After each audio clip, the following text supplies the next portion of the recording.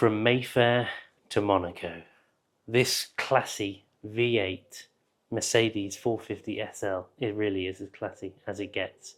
Today I sit down with Jerry and we talk about how we both think this is going to be a future classic. Welcome back to Resto Revival. I'm your host Will. Let's get into it, shall we?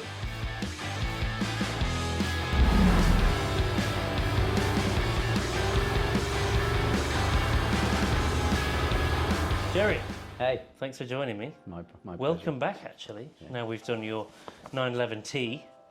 Tell us what we're sat in front of. So we're sat in front of a 1974 Mercedes R107 450 SL. So it's the V8. I think only 8 were registered in the UK in that year in the midst of the oil crisis. So purchased, I'm the third owner. So purchased in 1975. By a guy, and I've got all the details, by a guy who bought this in Mayfair, promptly drove it to his place in Monaco where it resided for I think 38 years until he passed away, I think in 2012. But what a story this car has. I was going to say, that is the most Mercedes SL ownership journey from Mayfair to Monaco. Absolutely. It's a very Mayfair and Monaco car, isn't it? Yeah, I can kind of imagine him driving it out of the showroom in Mayfair. Yeah. You know, at that time, and this would have been an absolute rock star car. The other thing that I've only found one other in this colour. So this colour is called Code 917 Aqua Blue. Yeah. Can look white in the sunlight. I was going to say, most of the time it looks white, but then up close it's a very, very pale light blue. It's kind of like a baby eggshell blue. So I like the fact that it's different in that manner. Yeah. But I also love the fact that that kind of story of him driving it down to Monaco. You can imagine that drive. You know, I always wonder where did he go on that? Yeah. You know, did he do it in one lump of a drive, or did he mix it up? But then he had a chateau in Monaco, which you think, oh great, but actually a chateau in Monaco is a block of flats. I've googled it, right. But it's part of the reason why the car is in such wonderful condition. There is no corrosion on this car whatsoever, because it lived in a garage underground in Monaco, and also its mileage. I mean, it's got I think 76,000 miles on it, you know, from 1974. So that's not a lot of average miles, but it would have just been, you know, batting around Monaco, doing his thing, living his life, and it was imported back after he passed. It was imported back by the guy who I bought it off as a project. He had it for 10 years, didn't really do an awful lot with it, and he needed some cash, and kind of the timing was right. I had a mutual contact, and I got the car a couple of years ago. So why the SL? I mean, it's almost a rhetorical question because I know exactly why. But yeah, tell us why it had to be one of your very envious car collection. Well, I think like most people of sort of my age. What am I? I'm 58 now. Most sort of my age, you know, I was kind of growing up. The early 70s were kind of formative years. So as we discussed with the 911, you know, going and watching 911's race and then seeing those, having the poster on the wall. This one, I guess a couple of TV programs, you know, Heart to Heart and Dallas, you know, the SL were iconic cars in both of those shows. So I was kind of seeing them all the time, and I just thought, what a cool car that is. And it's always stayed with me, the simplicity of the line, and the fact also that the car didn't really change from, what was it, 73 right the way through to the late 80s. I think they made over 300,000 of these. Yeah. Most of which went to America. But I always wanted this car. I always wanted the V8. I thought that's the one to have. Yeah. So it was happenstance that I came across that car, or this car, and the timing of it. I wasn't particularly looking for one, but when one comes along with the engine in a colour that you want, we'll come to some of the work that I have had done on it, because it wasn't perfect. No.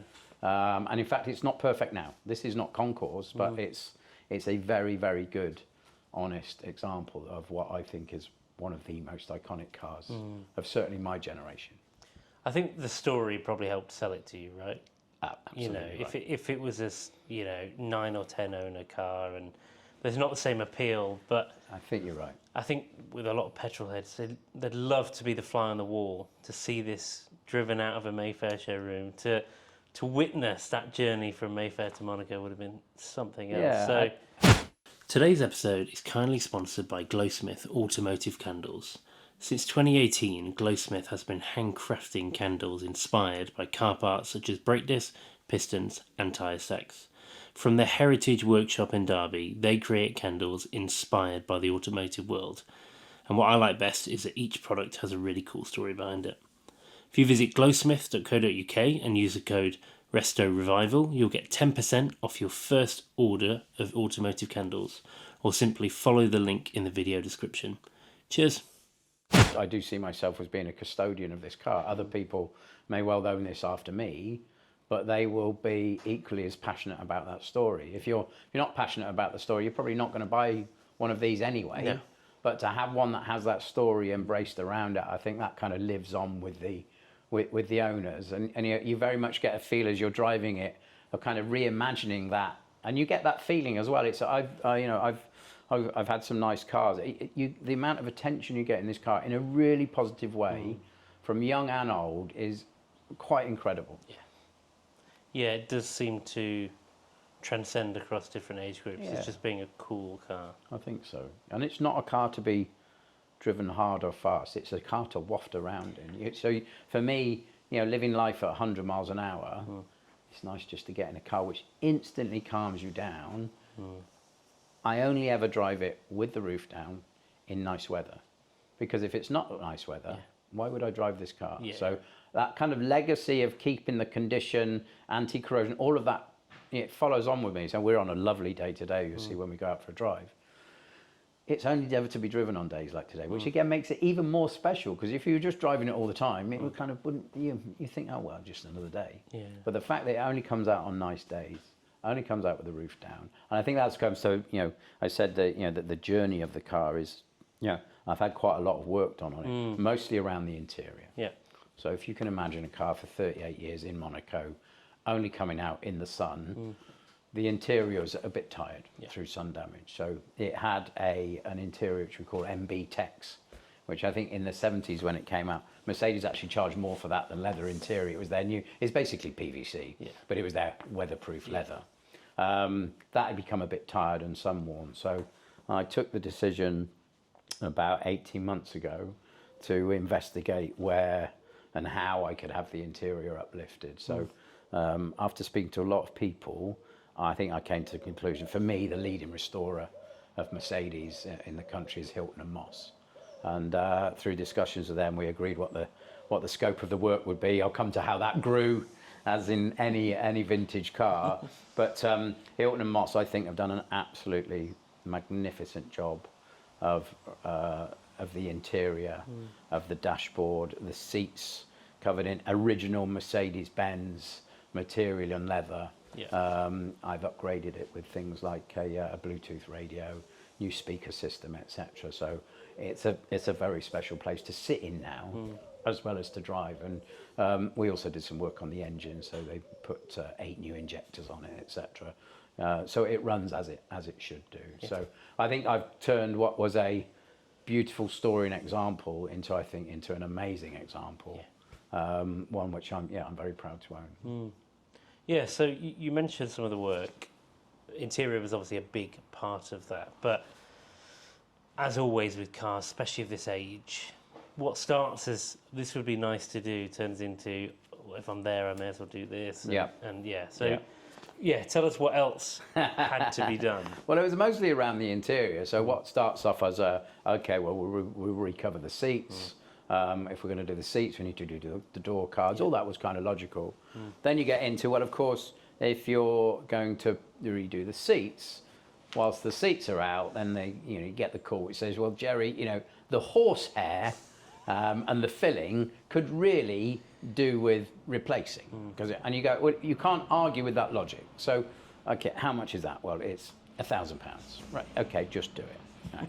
And get another call. Well, it would be silly, wouldn't it, to put brand new gorgeous seats into an interior that had old faded carpets in it, wouldn't it? You're right, I can't argue with the logic of that. So you get the impression. The boot. It would be silly, wouldn't it, to have new carpet in the car, but actually not to recarpet the boot. Again, I can't argue with it, right? So you have it. So those kind of escalations But I'm the type of person, I'm a bit of a perfectionist, that I almost can't say no to those things. Because I would get enjoyment out of that because it's done right. Yeah. And this is what I love about Hilton Moss. If they do something, they do it right. I get enjoyment out of that. And B, it's what the car deserves, right? If you're going to restore it back to actually how it was when the guy drove it out the showroom in Mayfair, right? But and actually probably better. Yeah. So it was an interesting journey, but I think like you said, owning these cars, you've got to be prepared for a few surprises. Yeah. But overall, in terms of the outcome of it, I'm super pleased. But yeah, in terms of now, I think as it stands, I'm very, very happy with how it drives, with its condition, and I think it's a testament to German engineering. I mean, this is so solid. You'll see it when you open and shut the doors. It is a solid vehicle. Yeah, it's a clunk, isn't it? Proper clunk. But the V8 engine will just go on forever. Yeah. Yeah, it's Mercedes of that era of being sort of bulletproof, isn't it? Yeah, even absolutely. with what was quite a technological, especially complicated V8. Yeah. It just. Well, if you think about it, I mean, the Pagoda, obviously the predecessor of this, what absolutely gorgeous cars they are. I mean, the value of those is incredible. Yeah. But this was quite an uplift in terms of technology, obviously in terms of power. But they made so many of these that the inherent value isn't there. These are catching up. I do genuinely believe that great examples such as this really are rising in value. Yeah. But for anybody out there considered, I can say they're a wonderful ownership experience. Everybody is pleased for you, and you feel $1 million driving around in it. Yeah, I think you're right. I think with time, and especially because so many were made, I think the sort of route to being a classic car is probably delayed somewhat. Yeah. But I think it will get there. Yeah. For sure. No, I agree that I think the time will come. The values have started to rise. But like I say, I'm just driving it and enjoying it for what it is. It's certainly never driven after probably September, and it doesn't come out before May. Yeah. But it's zero tax. It's exempt from MOTs, etc. Although I get the MOTs done just for my own safety as much as anything. Yeah. But yeah, it's a car to be looked after. Great Northern classics here in Derby. Always enjoy having it on display, and I enjoy other people enjoying the car. Rather than it just being put it here in the garage over the winter. Then I like to see it displayed. Yeah. And I know from feedback from people that they get a lot of enjoyment just looking at it. Likewise, me too. Yeah, good. Well, it's a beautiful day. I think we should get it out on the open road. Absolutely, great. My pleasure. Cheers. Such a buttery smooth V8, isn't it? Yeah, and it's also helped by the fact that you've got the the relatively thick wall tyres, so you've got the comfort. Yeah. I was going to say again, you don't want massive rims, do you, on a car like this? And well, you certainly don't need low-profile tyres. And plus, it wouldn't have looked right. Those things didn't exist. Yeah. I mean, I know people are into retro modding cars now, and it does look really cool. But quite often you're putting tyres and wheels on which just weren't designed. Yeah. No, this is a wafter, isn't it? Yeah, and it's like I said to you earlier, it's a get in the car and enjoy it and enjoy the day. There's no rush. Yeah, I was going to say, life slows down. Yeah, I think so. In an old SL, doesn't it? And you're not overtaking people in this. It's like it's almost it's almost disrespectful to the car. Why would you overtake people? It's just like I'm so relaxed. I don't care. Yeah, exactly.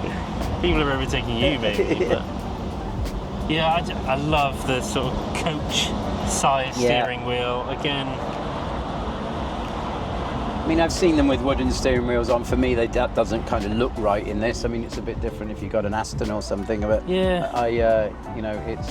You've got the all-in-blue interior, so I think it kind of sits well. Yeah. It does really alter your mood, this kind of car. Yeah. You just feel completely different in it, don't you?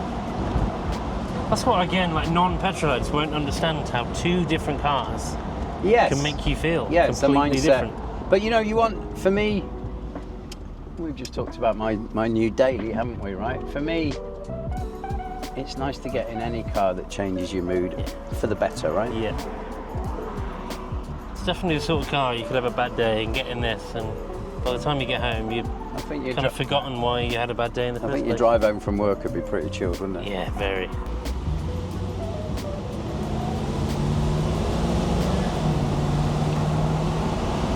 This would have felt incredible. Yeah, it would have been quite. It would have been quite. It would have felt like an absolute rocket ship. Because back in 1970, driving around in this, Yeah, absolutely. it would have felt like a dog's bollocks. Yeah. You'd have felt pretty good rocking up beside an Austin Princess. Yeah. What I love though is that all those cars are now being, you know, reconditioned, and you know, people are as much in love in, you know, because it's about your memories. I love that about cars. It actually doesn't matter what car it is. If it evokes a memory of childhood, or then you know, then fantastic. Well, that's what my channel is all about. Yeah. Featuring every different type of car. But you can't even hear the engine. I know. It's just. It's insane, isn't it? It's incredible. It's still got enough power, but it's buttery smooth. You know, it's endlessly reliable. Yeah. Yeah. It's a joy. It's a real joy. I mean, you saw Mercedes that knew exactly what they were doing when they made this. Absolutely. They I knew mean, you just saw exactly. that with that guy there. You know, people walk past it, they can't help but smile. Yeah. Yeah. Well, thank you for today. Yeah. No, thank you. Always a pleasure. I've had such positive feedback on the video on the 911. Yeah, and dare say you'll have the same with this. Yeah, I will. Yeah, for sure. Well, Brilliant. thank you. So thanks for watching. And if you've enjoyed today's chat, subscribe and see you next time.